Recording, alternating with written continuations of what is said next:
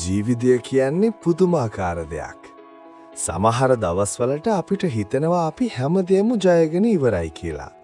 අපි හදපු ලස්සන ගේ-දොර, අපි හම්බ කරපු සල්ලි, අපේ ආදරණීයෝ මේ හැමදේම එක්ක අපි ඉන්නේ හරිම ආරක්ෂිතව කියලා අපිට හිතෙනවා. ඒත් එක මොහොතක් ඇති. එකම එක ස්වභාවික විපතක් හෝ එකම එක වැරදුණු තීරණයක් ඇති. අපි අවුරුදු ගාණක් මහන්සි වෙලා හදපු මේ ලෝකය ඇස්පනා පිටම කුඩුපට්ටම් වෙලා යන්න. මම ඔබට කතාවක් කියන්නම්. ඔහු නමින් සමන්. සමන් කියන්නේ හරිම මහන්සියෙන් වැඩ කරපු මිනිහෙක්. ඔහුට ලස්සන පුංචි ගෙයක් තිබුණා. ඒ ගේ ඇතුලේ ඔහුගේ මුළු ලෝකයම වුණ අඹදරුවෝ හිටියා. ඒත් එක රාත්‍රියක මුළු අහසම කඩාගෙන වැටෙනවා වගේ වැස්සක් වැස්සා.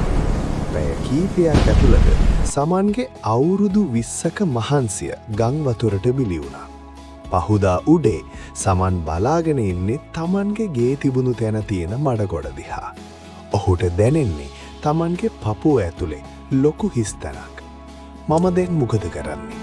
මට දැන් මොනවාද ඉතිරි වෙලා තියෙන්නේ? ඔහු තමන්ගේ මහනවා.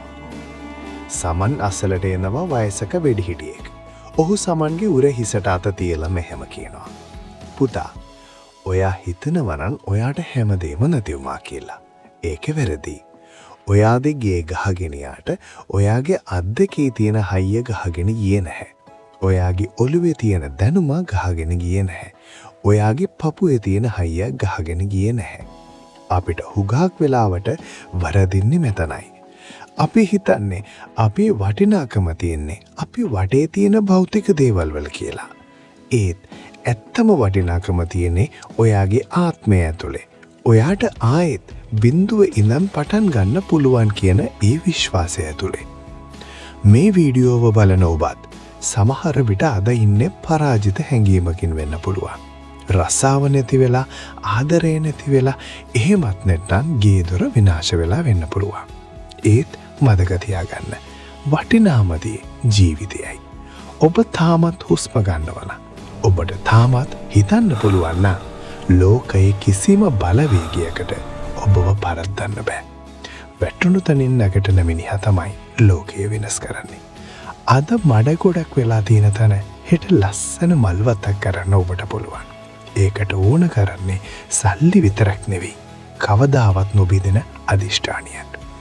ඉතින් හිත පැරිලා ඉන්න ඒ සහෝදරයාට සහෝදරියට මම කියන්නේ මේ අඳුරු වලාකුළු අස්සෙන් හෙට ඉර පායනවාමයි. අතීතය අමතක කරන්න. අද දවසේ ඉතිරි වෙලා තියෙන දේ ගැන සතුටු වෙන්න.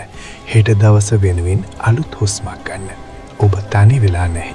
සිහින සටහන් අපි හැමදාමත් ඉන්නේ ඔබ වගේ හිතින් වැටෙන මිනිසුන්ට ශක්තියක් වෙන්නයි. ඔබේ අත්දැකීමත් පහලින් කමෙන්ට් කරන්න. තවත් කෙනෙකුට ඒක ශක්තියක් වේවි. තෙරුවන් සරණයි.